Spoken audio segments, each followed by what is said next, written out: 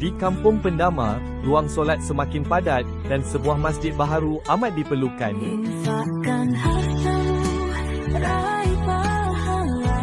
Setiap minggu, ramai jemaah terpaksa solat di luar kerana ruang yang sempit. Dengan pertambahan penduduk, masjid ini sudah tidak mampu menampung keperluan jemaah. Setiap sumbangan, walaupun RM10, membawa kita lebih dekat kepada impian ini. Jom bersama membina rumah Allah.